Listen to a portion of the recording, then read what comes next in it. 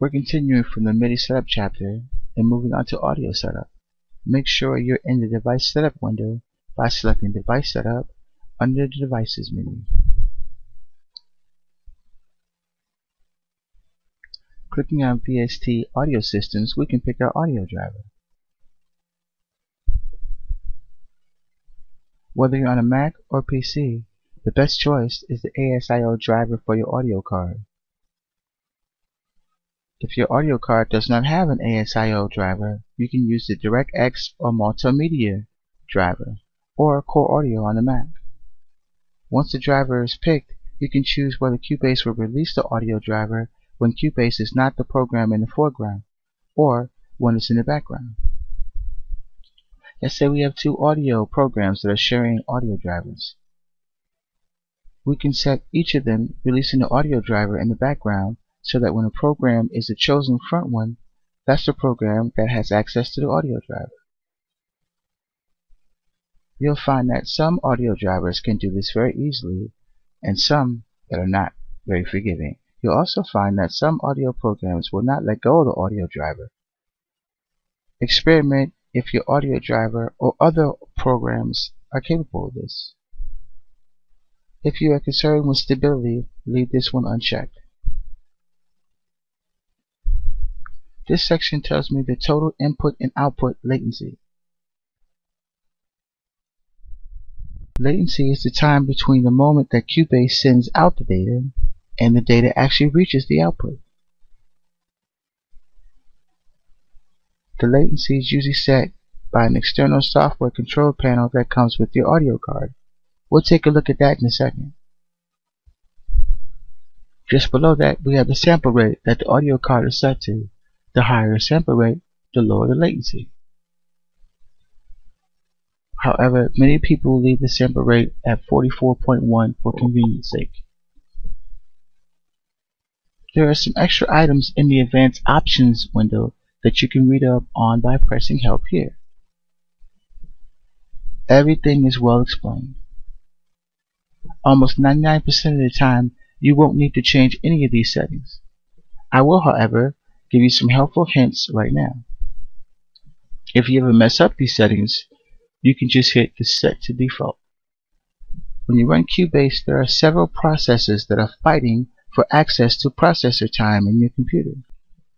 The audio priority parameter allows you to determine which process is given priority. If normal is set, MIDI timing, screening updates, and audio gets equal priority. Boost give maximum priority to audio. Great if you're using a lot of audio effects and EQ, but not much MIDI. Multiprocessing is only available if there's more than one CPU in your computer. If activated, Cubase will automatically distribute the processing evenly between all CPUs for optimum performance. This preload is the amount of audio data that's loaded into RAM prior to starting playback. The purpose of this is to ensure smooth playback. Try different settings only if you're experiencing problems. If your audio hardware reports an incorrect input latency value, or your system has a high output latency while recording through plugins, you may experience that the audio material that you're recording ends up in a displaced position, either too late or too early. You can compensate for this by adjusting these two parameters.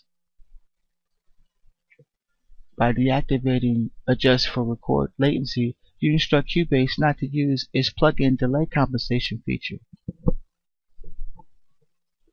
If you change the record shift value, the position of recorded audio will automatically be shifted by the corresponding number of samples.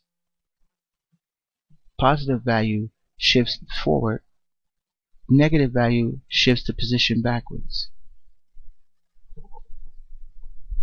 All of this can seem very confusing, but remember, if you make any mistakes here and things get worse, you can reset these features by pressing Set to Default.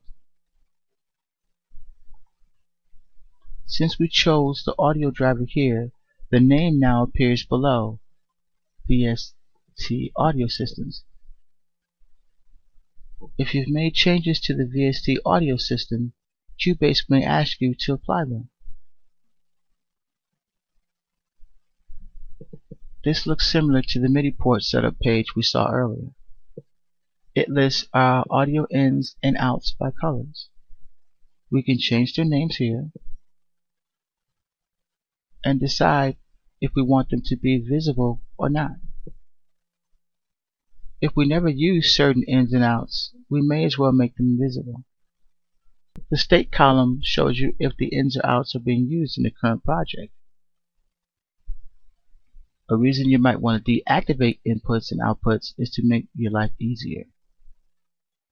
Let's say you're only going to use the first two inputs of your sound card.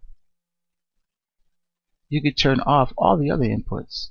Or, if you're only going to use the first four outputs, you could turn off the other ones.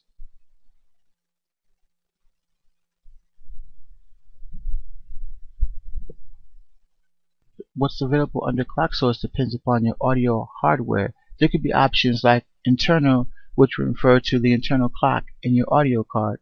External or digital would refer to the clock of another digitally connected audio device. For my system is grayed out, which lets me know I can change these in the control panel of the audio card. There is also the possibility that nothing is displayed here or is set to internal and nothing can be changed here. In that case, you can still change that in the control panel above. Clicking on Control Panel will call up the control panel of the audio hardware you're using. Depending on the audio hardware, there may not be a control panel. This panel is exclusive to my audio card. If I were to change anything here, it will be updated on the VST Systems page. If the latency of your audio card is higher than 6 milliseconds, you may need to turn direct monitoring on. This is because anything higher than 6 milliseconds is very noticeable to our ears. Latency of 6 milliseconds or lower makes it harder to detect a delay in the audio signal. Turning on direct monitoring allows the audio to come into your sound card and right back out so that there's no delay. Otherwise, the audio goes into the sound card, gets processed through the Cubase mixer, EQ, and effects, and then gets sent out. If your computer and audio hardware is not fast enough to process it quickly, you'll get a delay. Some audio cards have this option grayed out. It is most likely that the audio card controls panel has direct monitoring built into it. VST Systems link will be explained in level 3 of this tutorial system, so we'll skip this for now. And that's it for audio setup. We'll look at assigning ins and outs when we get to the section for recording audio.